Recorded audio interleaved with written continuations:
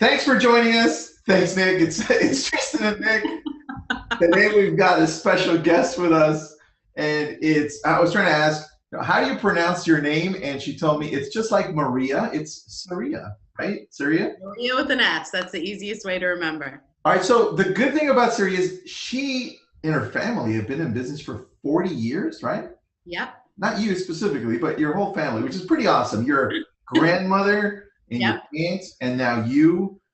So I also heard that you made the 30 under 30, the most influential agents in the country. That must have been super exciting.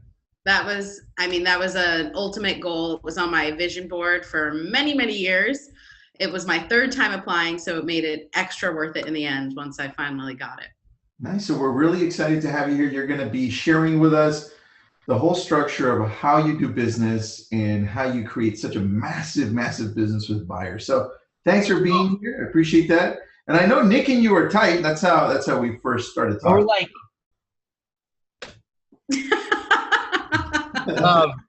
we're from the same tribe, you know.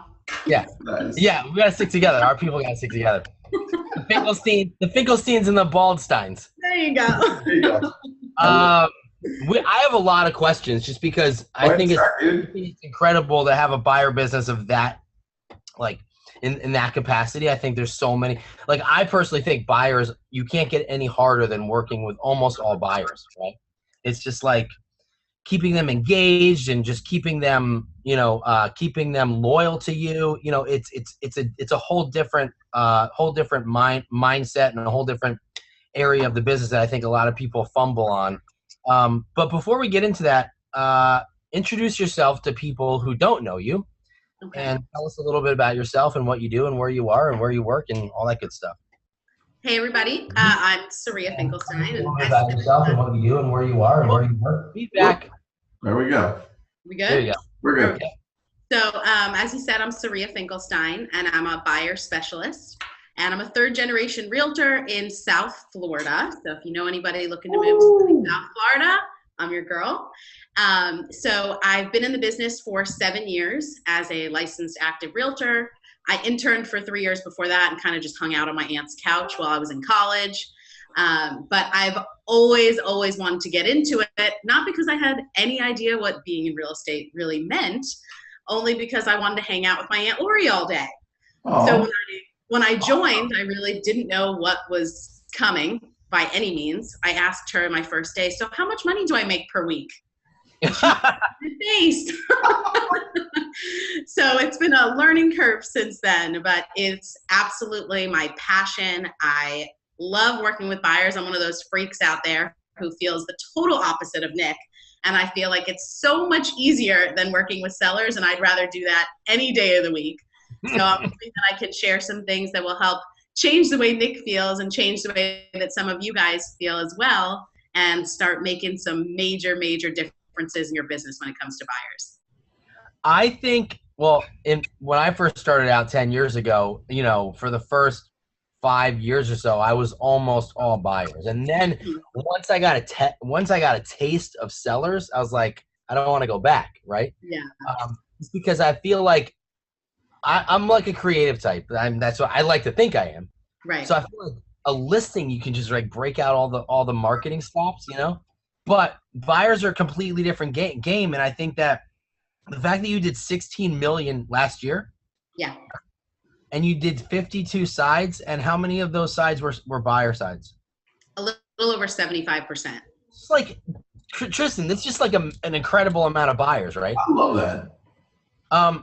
So first off, tell us why you have made it a point to work primarily with buyers as opposed to sellers.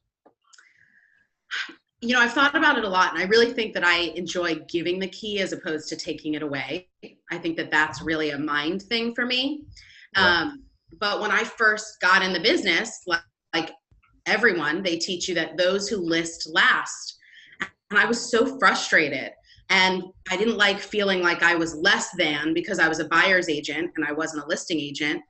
So I wanted to seek out other people who were working with buyers and find systems that I could implement to make it just as lucrative, if not more so, than working with sellers, and show people that they're just plain wrong, that you don't have to be a listing agent to make it in this business. You can specialize in working with buyers, which in my opinion is a lot easier and a lot more fun, and make a massive, massive business out of it. So I love that. And, you know, I think that the reason why, I mean, we hear all the time, right? Like the one who has the listings, you know, drives the market, right? Of course. So I think there's a lot, I think what a lot of agents feel is that when they're working with buyers, right? Like the amount of time that they're spending with that one buyer, like how many listings could they have gotten, right? So how do you leverage your time? And, you know, you did so many sides with buyers, so how do you leverage your time and get that much done? You know, and how do you, like, you have a great buyer consult, which I personally haven't seen, but I've heard a lot about. So maybe talk a little bit about what's in there and how you leverage your time with the buyers and make it the most efficient process. So I think that my buyer consult is really what changed my business. I realized very quickly that if I could really systematize the buyer consult, add scripts and everything, make it extremely systematized, that it was the same every single time, that it was only going to make it easier for me. And instead of, I always say, I'd rather ask you 500 questions and show you 5 homes than ask you 5 questions and show you 500 homes. Ooh, that's such a good line. You say that again? You say that again? Because I want to write that down. I'd rather ask you 500 questions and show you 5 homes than ask you 5 questions and show you 500 homes. That's so good. It's so easy, but it's so true. So from there, you know, it was as soon as I realized that and really fine-tuned not just the questions I was going to ask, but the follow-up questions, because that's really where the gold is. You can have a list of the questions in front of you and you can ask those questions all day long, but if you don't really dig deep with those questions to find out truly exactly what your client means, then you're wasting your time and their time. So an example of that is, let's say, you know, they say that they really want 4 bedrooms. Instead of just writing 4 bedrooms on your paper, you would say, well, what are those 4 bedrooms for? Could you do 3 bedrooms and a den? Would that work for you? So it's just really thinking in a little bit of a different way to see to keep their options open. So I get a lot of buyers, agents, or just agents in general that are scared of asking too many questions because they may push those buyers away. What do you say to those agents and how do you go about that? I really don't think that you could ask enough questions. I don't think there's a such thing as asking too many questions. A lot of people, you know, they always say selling isn't telling. You've got to ask enough questions to really figure out what they're looking for, because a lot of times they don't know what they're looking for. And it's your job to really help them narrow it down and figure out what's really important, what's a want, and what's a need. So the most powerful part of my buyer consult is the 5 must-haves.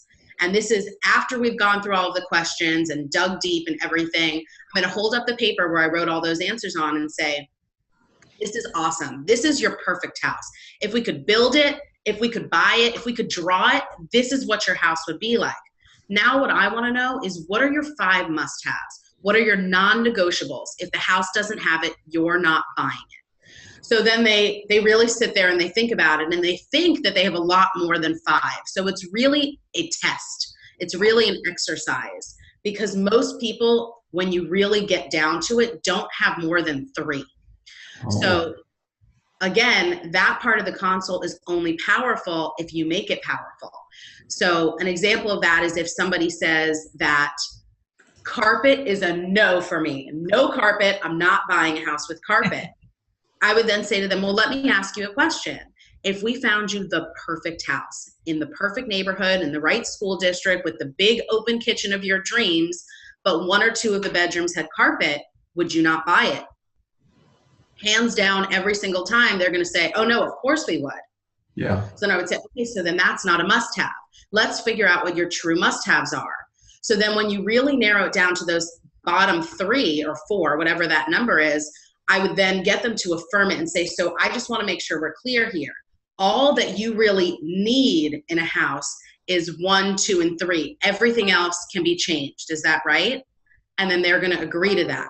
So I can always go back to that paper and always go back to those must-haves and remind them if they've seen 2 houses that have those must-haves, listen, you said this is what you were looking for, and we showed you 2 homes that had that. Did something change? Because sometimes that happens. You start to go look at homes, you see something that you didn't know you wanted, or you saw something you didn't want, and that might change. And that's okay, but you just need to tell me, because I've shown you what you're looking for and we haven't written an offer. So obviously we're missing something here. So I just had the biggest aha moments in the last 5 minutes, honestly. I'm going to watch this webinar over like 10 times. I love it. And that, I feel like that's the thing that people get scared of, is the questions, is asking too many questions, really drilling down with these people. Now, some people do a 15, 20-minute buyer consult. Mine are an hour and a half to 2 hours long. But wow. I typically, about 95% of the time, do not see the buyers again until the closing. So that's my opportunity. Yeah. Hold on a second. Okay. Okay, so you do the consult. Yes. Right?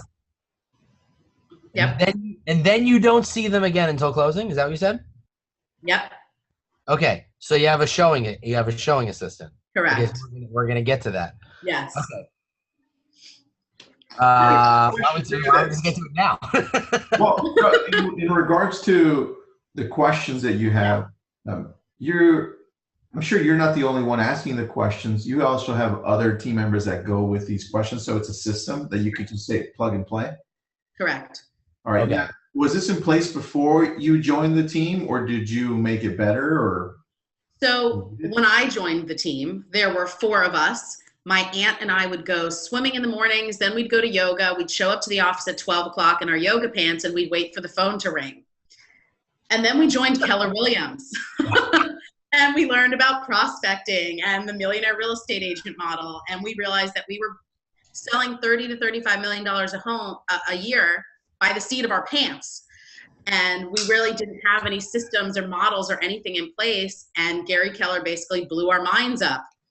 And now 5 years later, we're doing over 500 units a year, and it's unrecognizable to where it was before.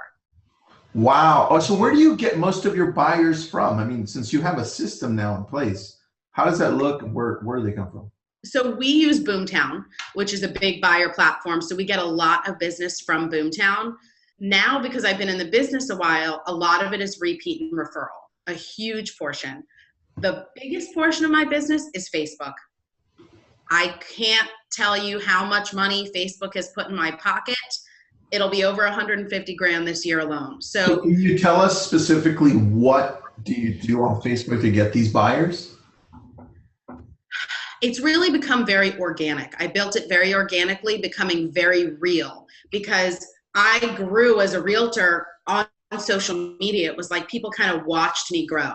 And in the beginning, it was really faking it till I make it. Posting anytime I was at showing a house, I was doing an appraisal, anything, just so they could see that I was moving, I was shaking, things were happening. Even if it wasn't my closing, I was going to post about it, because I wanted them to see that I was the person they needed to come to, and get it to the place where as soon as they heard real estate, Saria popped into their head. So that was really just my goal. And over the years, I was just really able to build an audience. And then it becomes like all of those people work for you. So someone makes a post asking for a realtor, and then you have all of your friends tagging you saying, use Saria, she's the best. So you have all of these employees that are your friends and your family that are vouching for you. And realistically, as you guys I'm sure know, most people nowadays, they trust reviews more than they trust people they know. Yeah. So my client, in my maybe second year of real estate, created a Yelp page for me. Oh, and wow. Yes. And that actually is a big piece of my business. So how many reviews do you have right now on Yelp? Well, the recommended or not recommended, that's my gripe with Yelp. But yeah. I hate that. Within total, I think it's around 60 something. So it's not. Wow, that's a great amount of Yelp. It's great on Yelp. I think maybe 20 of them are recommended, and you can see. However, if they're real Yelpers, they know how to really look through it. I just remember when she set it up being like, who looks for a realtor on Yelp? like who does that? I don't. I look for. Siri does. I'm gonna go look for sushi on Yelp or a restaurant or whatever it is, but not a realtor. And I'm amazed by the amount of calls I get every week from Yelp. So let's go back to the part about you meeting with the buyer for 90 to 120 minutes, and you don't see them again until closing, right? So let's talk about the showing agent model and how that's working, and how, because this is where I feel a lot of agents stumble. They drop the ball, right? They don't explain to the buyer what the showing agent is. You're not like handing them off to somebody because you don't want to deal with them. Right. So how do you have them understand what the showing agent is? I'll give you my script. How about that? Yeah. Oh, do it. It's recorded. Right. We're in the buyer consult. We're here. We're in the zone. Okay. And I'm talking to them about when we're going to go and view homes, because I go through the whole home buying process so they know exactly what to expect, because that's what the buyer consult's about, is setting the expectation. So when I talk about viewing homes, I would say to them, so when it comes to viewing homes, I just want to talk to you guys a minute, because we work with a lot of buyers who previously had bad experiences with other realtors. And one of the most common complaints that we get is that the realtor wasn't available. They were missing out on properties because the realtor couldn't get them in on time, and they weren't getting their offers in on time before they were pending. So we saw that hole and we found a way to fill it. So what I've done is I've hired and trained multiple showing partners. And these are basically my Vanna Whites. So what that means is that whenever you want to go and see a home, I've got somebody there to go and take you, whether it's in the morning or at night. How awesome is that? And then, of course, they're going to say, that's awesome. And I would say to them, listen, you're not hiring me because you want me to tell you this is the kitchen and this is the bathroom. You're hiring me to find you the perfect house, negotiate you a deal, and get you to the contract. And that's what I promise that I'm going to do for you. But on top of that, I'm also going to promise that we're going to work around your schedule and get you in to see those houses whenever you're available. How does that sound? That sounds great. And that's what they say. What I love and what you've done there is look, everyone's allowed to have boundaries and cutoff times, right? We're all human. But what you've done there is you've told them this is their time. This is their schedule. And look, we're not saying you shouldn't have boundaries with your clients. You're just letting them know that this is just going to be another way for them to communicate with you and to get in there to see the homes when you need them to get in there and see the homes. So for people watching, don't misconstrue it. Like Saria, I'm sure you have boundaries that you set, right? But this is giving you that leverage to have those boundaries. Right. So obviously I didn't start out my business using a showing agent. It was a lot of 7 day a week, all-nighters, showing properties till 9:30 at night. I did my time, before I was able to adopt that. So a lot of people come in and they think, this is going to be easy. They skip the whole kind of what you call internship. They skip that part, which is so important. Right. I was busting my butt off showing property until 10 p.m. sometimes when I first started. So you went through that. And I think it's so important because then you appreciate it, and then you know how they feel once they're in your position too. So true. On that. Let's rewind a little bit, right? So let's talk about, in the group we talk about a lot about lead follow-up and nurturing, right? So the lead comes in. Let's just say it's Boomtown. What do? What's the first touch, and how do you keep that person engaged until they're ready to come in to actually meet with you? So how do you come in to meet with you? We do both the 10 days of pain and the 21 days of gain. Okay. So I now also I've hired a caller. So she's a caller and a showing agent. So she has a minimum amount of contacts she has to make a day. She has a minimum amount of appointments she has to set a day, and she's my showing agent. So we've kind of combined both of those jobs because they really do go hand in hand a lot of the times. That way she's talking to them, she's building a relationship with them before they come into the office as well. So now I am also still calling. That to me is the last job that you give up. Ben Kinney taught me that a couple of years ago when we went to go shadow him, and I wanted to hire a caller. I thought I was a big baller, ready to hand off my calling, and I'm done with that, you know? And he was like, that is the very last thing that you give up. So it was a big eye opener for me. And I'm very, very scripted. I very much believe in the scripts, and I'm constantly going to classes and watching videos of people learning to up my game. I've taken Bold 7 times, so I'm definitely a junkie when it comes to that. Nice. So, you know, I think that scripting, everything really comes back to scripting, whether it's the buyer consult, showing properties, calling, everything. If you know what to say, if you have enough people to say it to, and you say it enough times, you're going to be successful.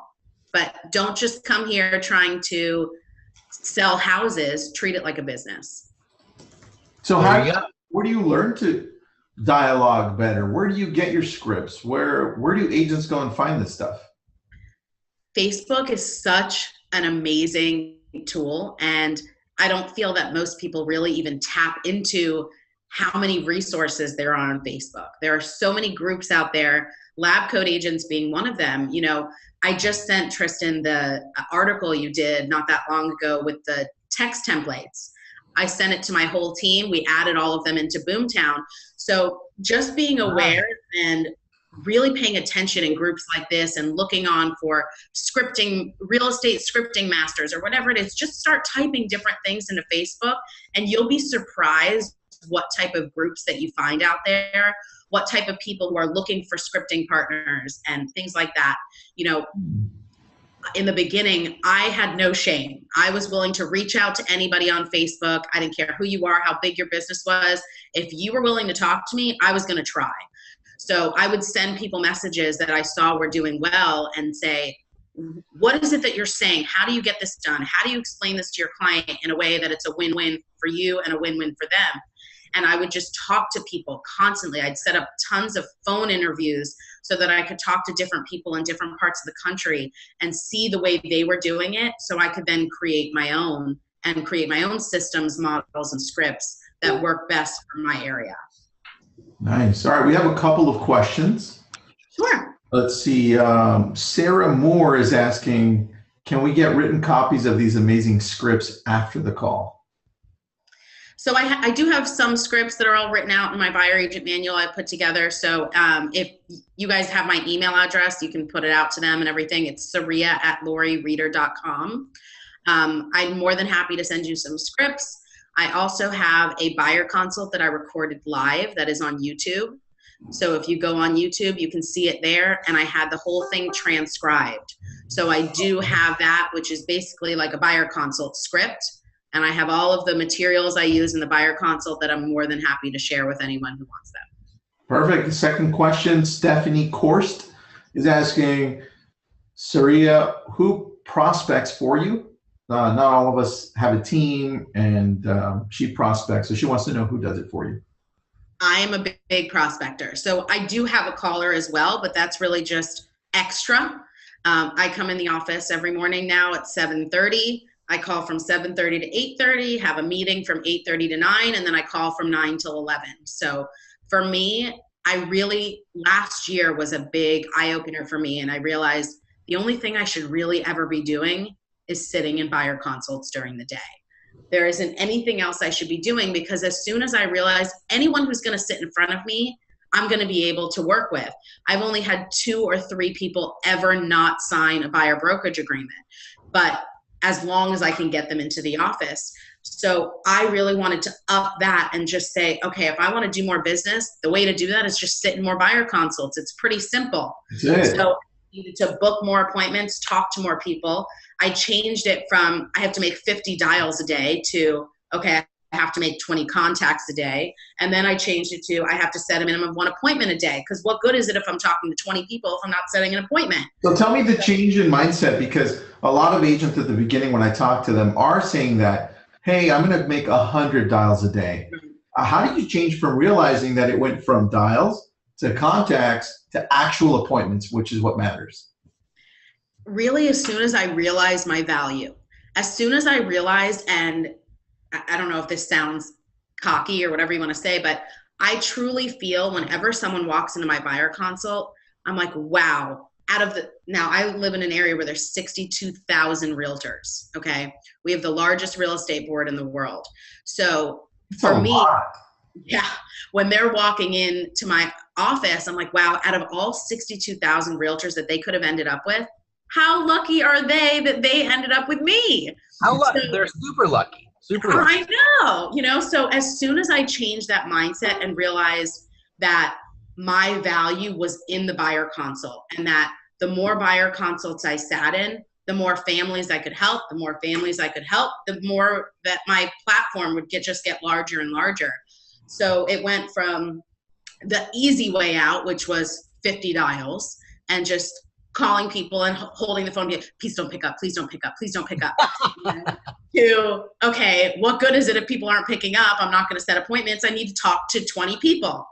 And then I was talking to 20 people a day, and I'd be like, okay, I talked to 20 people a day. I finished. I'm done. I'm good. But then it was like, but nothing came out of it. I didn't book an appointment. So I just wasted an entire day. So it was a gradual change.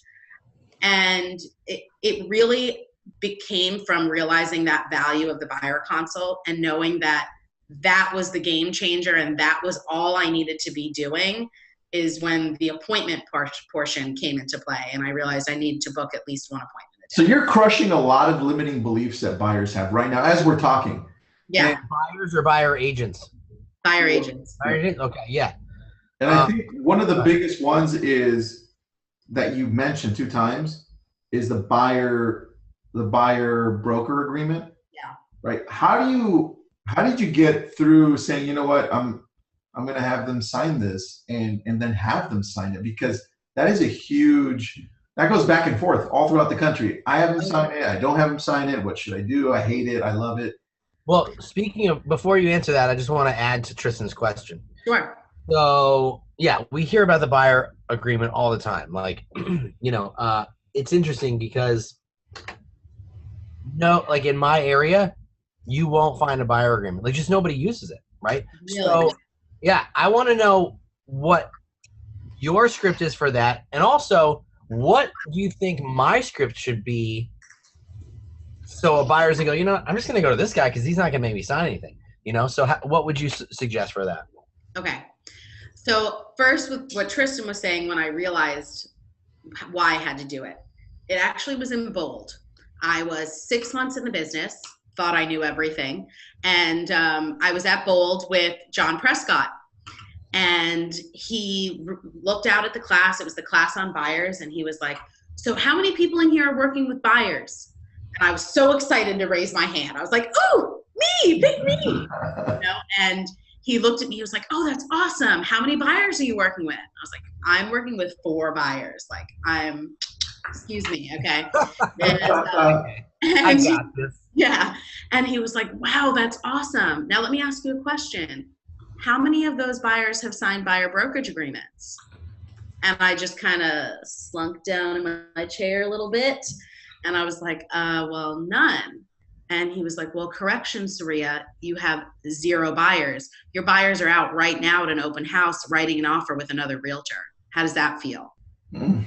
And it was he went right for the gut, and I thank him so much for that, because I never worked with another buyer after that without an agreement signed, because it's so true. If you're not having them sign that agreement, first of all, like you said, Nick, it is completely in your head. It is all about how you set the expectation. It's all about the way that you explain it to them, to a point where there's no reason why they wouldn't want to. Typically, they're drooling, trying to rip the paper out of my hand to sign it by the time I'm presenting that. Now, the key to that, in my opinion, is asking at the very end of the buyer consult. Right. So at that point, I've already shown my value. I've shown them I know the market. We've gone through all of the questions, we've gone through the must-haves, and we've gone through all of the properties that match their criteria together on the MLS, which is a very, very important part of the consult. Okay, I have a question. Yeah. Sure. These buyers, some people may say, look, fine, you're getting them as a referral, you're getting from your sphere. Mm-hmm. Are these buyers also buyers that you're getting from, let's say, Boomtown, from Google, oh, yeah. Facebook? Oh, yeah. Where are your buyers coming from? Boomtown, I do a lot of open houses, so I get a lot of people from open house. A lot of, like I said, Yelp. So a lot of people that they read my reviews, but I don't know them. They don't know me from Joe Schmo. They're just looking for a realtor. And a lot of these people, like Nick said, they don't know that people sign buyer brokerage agreements. They're like, I've never heard of that. I bought 5 houses before. I've never had to sign anything like that. Right. Why should I sign that now? Now, kicker, I also ask them to agree to pay for a $400 fee on top of it. So if I can get them to sign that and agree to pay a $400 fee, I'm going to challenge you, Nick, to start doing this, because I promise you it will change your business. I'm pointing my finger at you. What's that SNL sketch where the guy's head goes into his shirt? Did you see that? Did you see that one? Yeah, I don't know. I feel like right now. He's like,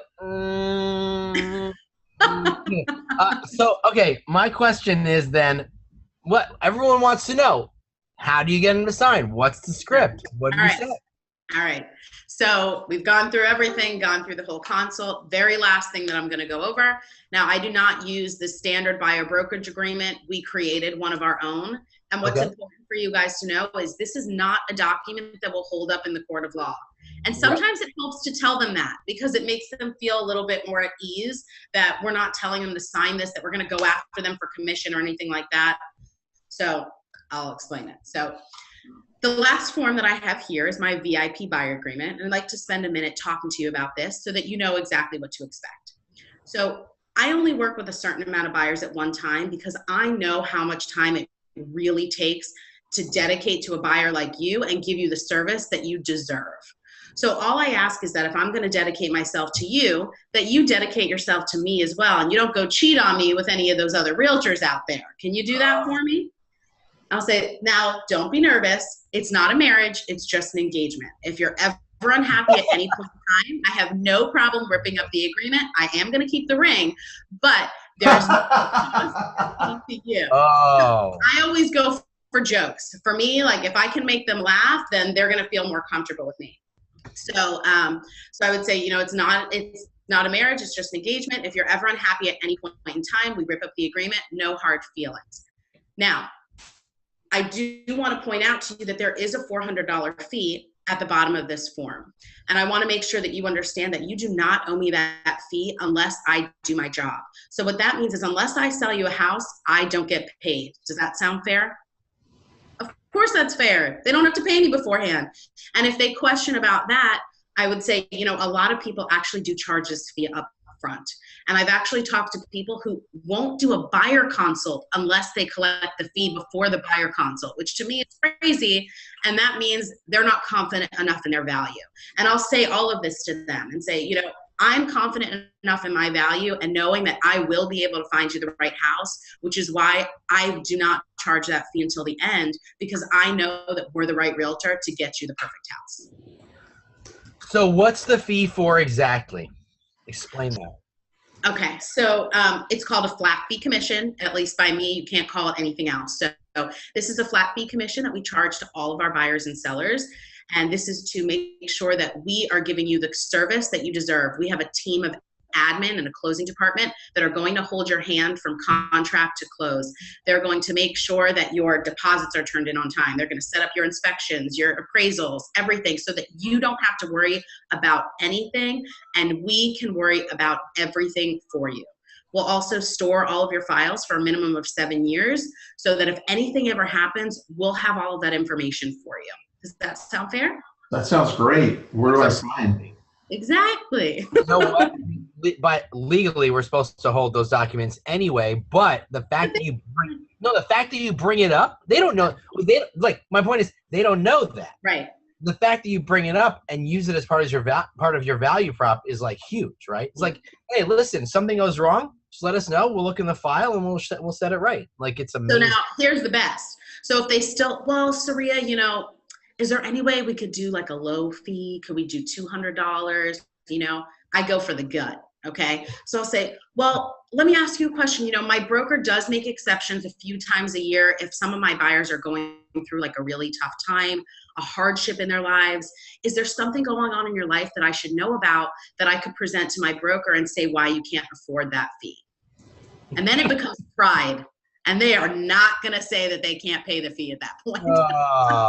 You know what? If you can't pay the $400, maybe you're not ready. Maybe you can't afford to buy a home. Exactly. Just throwing it out there. Just throwing it out there.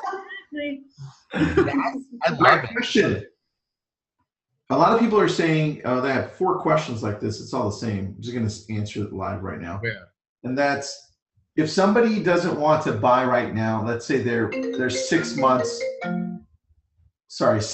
down the line, and they're coming into an interview right now, do you have them sign something right now, or do you wait until later? Nope, we sign it right then. I want them to know from then on that I'm their realtor. And I promise you, if you don't get it signed then and you wait, let them walk into my open house. I promise you'll never hear from that buyer again. Just saying. I'm glad you're in South Florida. Wow. Far away from me. Happy. No, you know, and a lot of people do ask that though. They're like, when is too soon to meet with them? You know, what if they're not buying for a year? In my opinion, I'm still going to be in the business in a year. So I want to make sure that I'm building that pipeline, that in 6 months, I know who I'm going to be selling houses to. In a year, I know who I'm going to be selling houses to. So that's only rebuilding that relationship and affirming it. Now, our agreement says on it 90 days. And I'm not going to go to them at day 91 and ask them to re-sign the agreement. That's just not how I am. And I let them know that it's really an emotional agreement between the two of us. I'm never going to go after you for commission. I just want to know that you respect me as a professional, and that's why you're here. You guys are professionals. You need to treat yourselves that you are. Otherwise, you're just a door opener. And I'm sure you look really great in a dress, Nick, but I don't see you as a Vanna White. By the way, I have great legs. Listen, I was going to say that there was a discussion about this in the group recently. Mm-hmm. And I posted, a specific text message where I was conversing with this buyer, and, she was like, listen, I just want to see the house. I just want to see the house. I just want to see the house. And I was like, listen, with all due respect, like, I need to talk to you first. We need to get on a phone call. We need to meet at the office. I said, I don't just show houses to random strangers.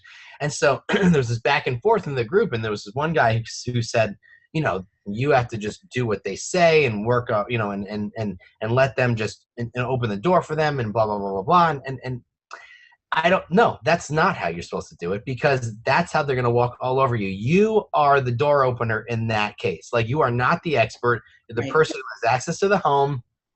You're going to show them the house. They're going to go onto Realtor.com and ask to see another house with someone else. Right.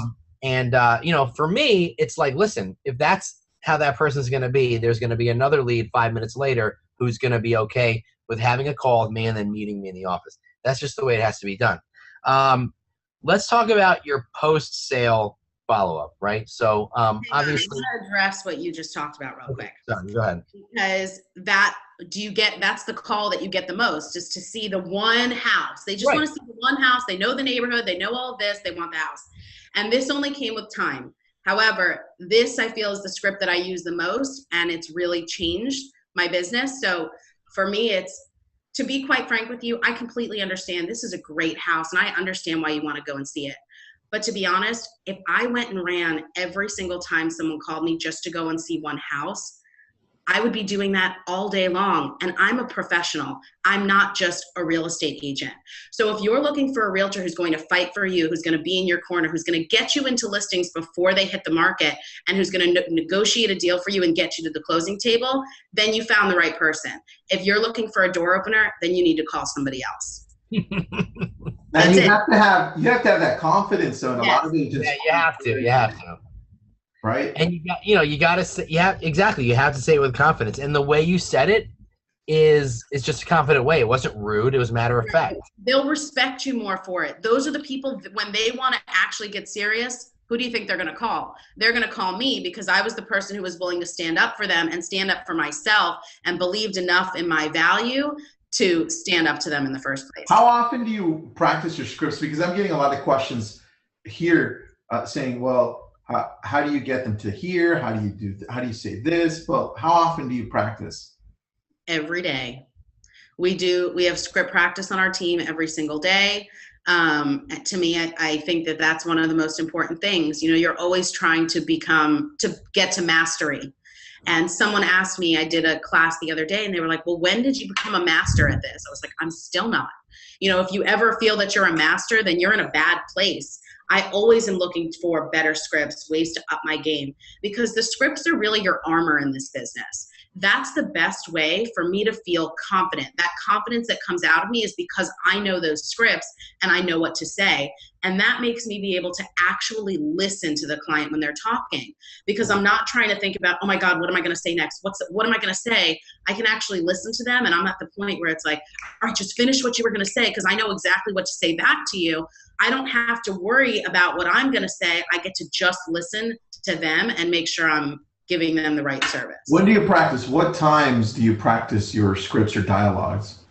8:30 to 9. So some days we're doing just scripting. Some days we're doing like a power hour meeting if something happened or if there was a challenge in the market that we all want to talk about and see how we could have done it better, what we could have said. So we do Failure Way Forward Fridays, and everyone who had a challenge, whether it was someone they were on the phone with or an open house or wherever that scenario happened, that they felt they could have said something better, but they were stuck. We'll all talk about it and bounce ideas off of each other so that we can really all learn from each other and make sure it doesn't happen again. All right. Quick questions from here, from the audience. I'm going to go through them really quick. Sure. Stephanie Course is asking, what are your buyers' price points? What's your average price point? Average price point is $350. All right. Next question. How do you deal with a buyer that's not pre-approved? I'm still going to meet with them. Again, it's all about building that relationship. You never know who they know that could refer you business. That it will mean a lot to them that you sat down with them, even though you knew that they weren't ready to buy. So those people actually tend to give me more referrals, the ones that don't actually buy or can't buy for a while. Mm-hmm. So it's always about building that relationship and building that pipeline. Eventually, they'll most likely be able to buy. And if you gave them the time when they couldn't, they're going to be your client for life. Perfect. How do you fairly compensate a showing agent? There are a lot of different models. Hold on real quick. Saria, do you want to talk about this or not? Because we had discussed how you didn't want to talk about some of it. I feel like it'll take up a little bit too much time. I think that there's a lot of different models. You can pay per door, you can pay bonuses, you can pay hourly. Now that I have my own personal showing agent, they get a percentage. So it really just depends on your market and what's going to work best. Perfect. I just had I forgot what I was going to ask. You ask another question, Tristan. Okay, two other questions here. What do you recommend for an agent who doesn't really have much money to pay for systems right now, like buyer leads and that? What are some effective free ways to prospect? Open house. It's absolutely free. Talk to other realtors in your office who are too lazy to do their own open houses. Ask them if you can sit there. Realistically, if you're new in the business, you don't have the money, treat it like an office. Sit in an open house 5 days a week, all during the week, all throughout the day. We're a very mobile business. As long as you've got a hotspot, you've got your laptop, and you've got a headset, you can still call from the open house. But then at least you're sitting in a place where people could show up. And typically in open houses, those are the people who are closer to being ready to buy and more realistic buyers who are really out there looking. So if I'm going to be doing the same thing, whether I'm sitting in a vacant open house or I'm sitting in the office, at least if I'm sitting in the open house, my chances of people walking in and getting new business is a lot higher. All right. And I have a question. It was the one I forgot before, so I don't want to forget it again. My question is, you're showing agent, right? So you're not physically showing the homes, which I think is awesome. So the showing agent needs to really be a detail oriented, right? I mean, you have to feel like you are there with them showing that house up, because you're going to do the follow-up and find out how they liked it, right? So what do you expect from your showing agent in terms of giving you feedback on the homes that they showed the buyer, and how do you then approach the buyer and follow up and gauge the interest level? So I have showing logs that they have to fill out as soon as they're done with the showing. So I know everything that happened. Was there a weird smell? Was there a hole in the wall? What stood out? What did you guys talk about when you were in that house, so that when I call them, I can say, hey, I heard that second house had a weird smell, so it was like I was, so you a lot of them, Tristan's house, were you? Right. Yeah. How do you know how it smells here? Right. I've been to your house, man. Yeah. So I have them text me throughout the whole process and let me know what's going on. So as soon as they're done, I can call the buyer and follow up with them and already know whether there was a house they liked or a house they didn't and have a conversation with them. How many? Okay, so you said before 500 questions. You'd rather ask 500 questions to show 5 homes than ask 5 questions to show 500. On average, how many homes do you think you actually end up showing a buyer? Depends on the market. Well, prior to this year, my average was between 3 to 5 homes. Wow, that's very good. Now the market is really tough in that 350 and under price range. We've got so many buyers in very low inventory. Sometimes we're showing a buyer 12 or 15 homes. Now, it's not that we're not showing them homes they like. They're having to write 3, 4, 5 offers sometimes before they get one accepted because the offers are just getting out of control. People paying over appraised value, waiving appraisals, waiving inspections, and some buyers that they just can't keep up with that. They don't have the funds to be able to do that. So we've seen that number going up a little bit. But if they're in the higher price range, they have the pick of the litter, so it really just depends on that price range. Somebody wants to know, who's your coach? Aaron Hurd. He is a badass. He's changed my life. He really is amazing. He's a top buyer agent coach. I hired him about a year and a half ago now. And he's so much more than just a business coach. He's a personal coach. He's helped me with my finances. It was really where I saw the turning point in my business and I started treating it like a business. He had me create an operations manual to make it duplicatable and scalable. And he's helping me grow I gave him the idea of that I wanted to build a team within the team, and he's helping me make it come to fruition. All right. So what coaching organization is this?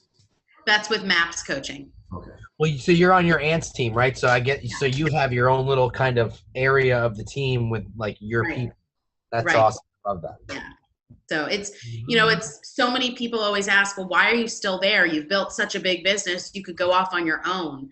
But the environment that we have here, I would never want to leave. So now she's given me the opportunity to build a team within the team without having the overhead, without having to pay all of these costs and have all the liability and all of this. There's no reason for me to ever go. I can create a 7th level team within her team.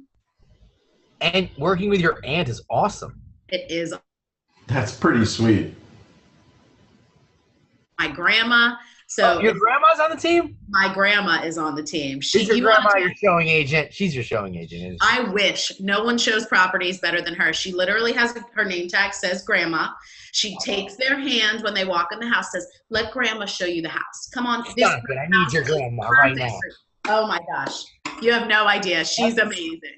That's the secret sauce, Tristan. We need a grandma. I just need to start dressing up like a grandma and do that whole shtick. Me too.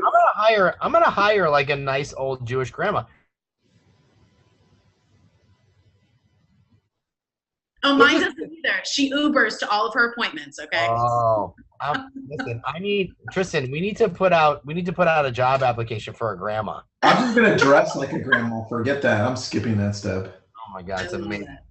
Saria, question 2 or other questions from the group. What books would you recommend that helped you build your business or that can help you build your business? I'm become a very big reader. I wasn't always.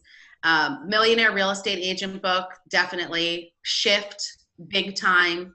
And I'm really big into the law of attraction. For me, I'm very big with mindset. I did Tony Robbins with my grandma. I walked fire with my grandma. That was that's awesome. And it's really Miracle Morning. I mean, I could sit here and go on forever. I always had a tough time reading, and I'm sure a lot of you guys do too.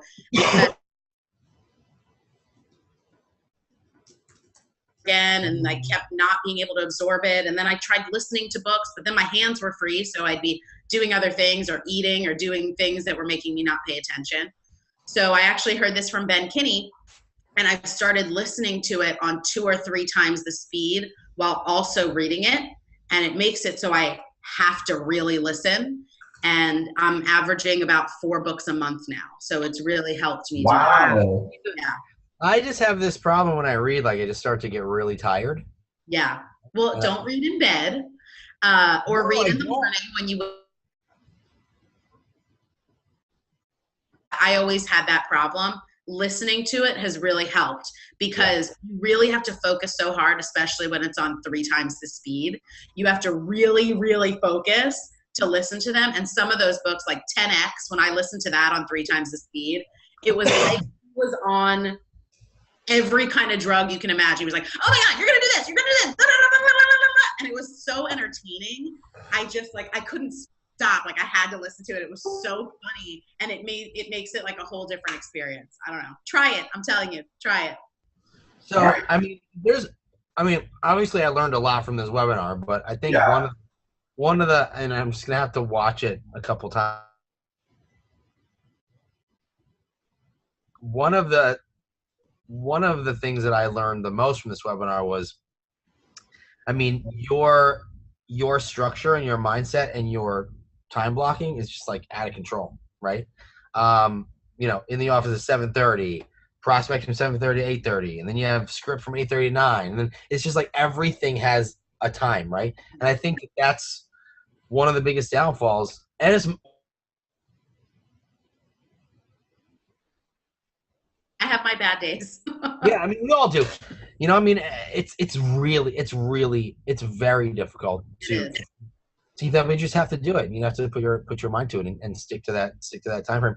And my biggest thing is, what if a client calls me, such and such time? My wife's like, listen, you have a schedule. You will call them back. Right. You have this between this time and this time, and you'll call them back when you're done. It's not that hard, but we get so worked up in the whole thing. So we tend to get so worked up in the business we currently have that, that's how you get the EKG of real estate, right? Yeah. And you have one good month, one bad month, one good month, one bad month. And that was me, my first few years of real estate, until I decided I'm done with this. I can't do this anymore. This is stressful when I have that month that's down and then I'm trying to find all the people to work with, and it was too much. So as soon as you realize that it'll make your life so much easier and so much better and your bank account a lot fatter, it should be enough motivation for you. It is true that a lot of us currently only concern ourselves with the business we have now, right? So the way you have it laid out, it's like, you said who you're selling a house to 6 months from now, 1 year from now. You know that already, right? And I think that that's very powerful. So I hope that a lot of people took a lot away from this. I did. Really great. Couple of questions here. What do you do at open houses that is different and special in addition to being yourself? Well, that helps. I roll out my red carpet. So I do have a red carpet I drive around with in my trunk. Literally? I roll it out at all of my opens. Wait, you have a red carpet from like all the way up to the front door? Oh yeah, not from the street. It's not like a runway or anything, but it is a red carpet. It's probably like maybe 5 or 6 feet long. And where do you put it? I roll right out the front door. For me, it's really not so much. I think some people try to get too techie with it. They try to do too many technical things and the apps. And I tried handing them the app with the Open Home Pro and having them answer the questions. And they were like so annoyed. I tested all these things out. And it really comes back to the basics. It's really just about connecting with that person, building that relationship with them, not pointing out the kitchen and the bathroom. That's not why you're there, but to build that relationship and get the right contact information. So similar to the VIP agreement, I don't ask for the contact information until the very end of the open house or until the end of them walking through, because I've noticed that the ratio of numbers being correct was much higher that way. And again, I go for a joke. So I would say, hey, before you leave, would you mind signing in so they don't think I just had a big old party in their house while they were gone? And they sign it. I think that, yes. So here's the thing. So In our area, I have to have people sign in right off the bat because we'll have 15 or 20 people waiting to get into the house by the time we pull up. So we really can't start a potential relationship with people who don't have an agent until afterwards. But I do like, if you're in that kind of market where you can do that, I mean, I think that's great. Like, break the ice, get them warmed up. Oh, by the way, do you mind? I just want to, the seller, blah, blah, blah. I think that would be. I think that it still is doable, even if you're in a market where you've got 15 people in the house, if you have enough people in the house. That's true too. You're right. So we sit with a minimum of 2 people. My stupid limiting belief, Saria. I know. I'm going to crush them all. We sit with a minimum. Typically, we have a buyer agent, a listing agent, and a lender at all of our open houses. So whatever they need to talk to somebody about, we've got somebody who's an expert there to talk to them. Great idea. Tristan, any Yeah, last? I'm reading a couple here. What's your advice for a brand new agent? One thing that you would tell yourself if you were first starting out? Learn before you earn. I think that too many people just try to jump into it and they don't take the time to build that foundation, because we all know you really don't learn anything in real estate school. So they don't take the time to really learn the craft and treat it like a business.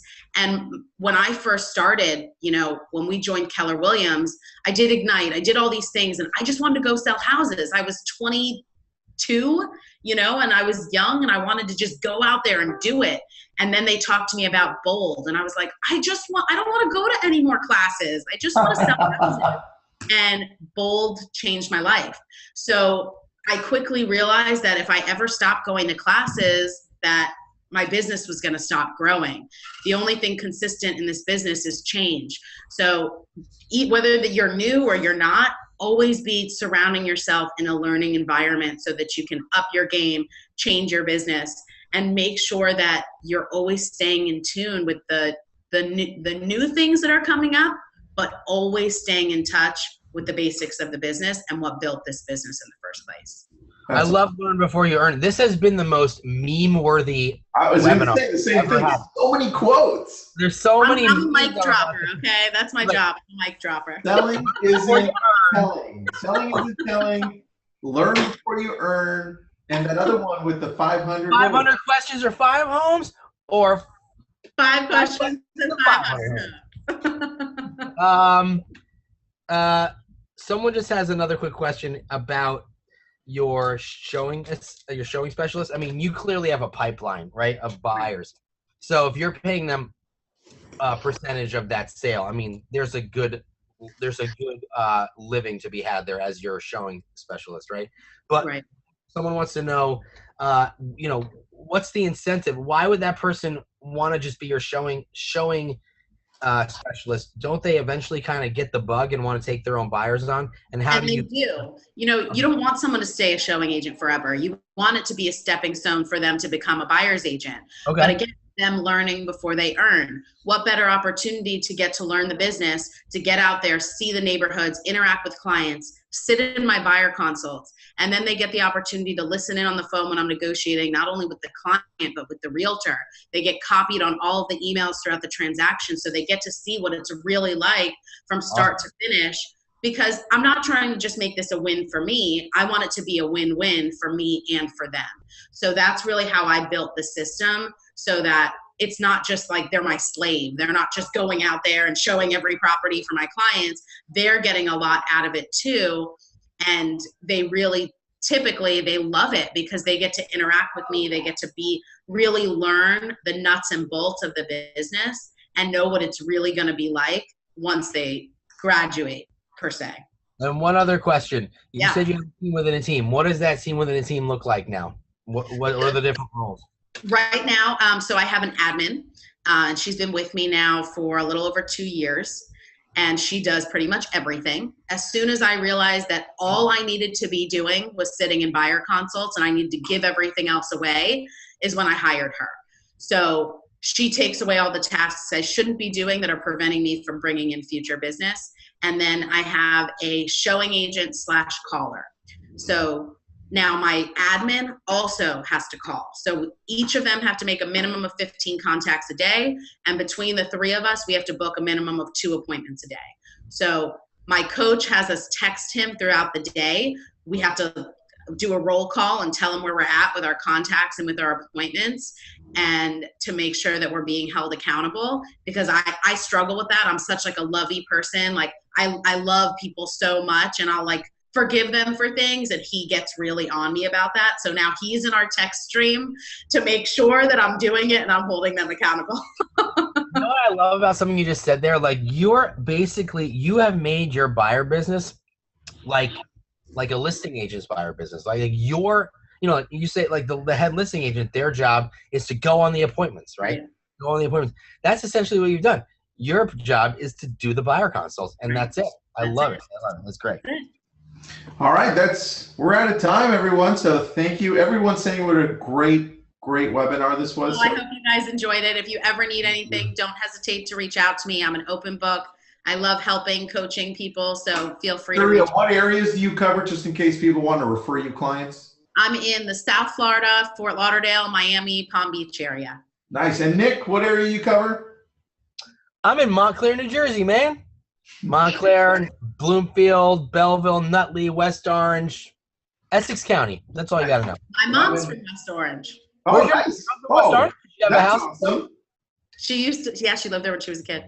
Oh, awesome. Okay, great. Yeah. Nice. And I'm in Los Angeles, so if you have any referrals for any of us, let us know. Thank you. Saria, it's like Maria, remember, just in case you call it. So, have a great day, everyone. Thank you so much. Bye, guys. Bye.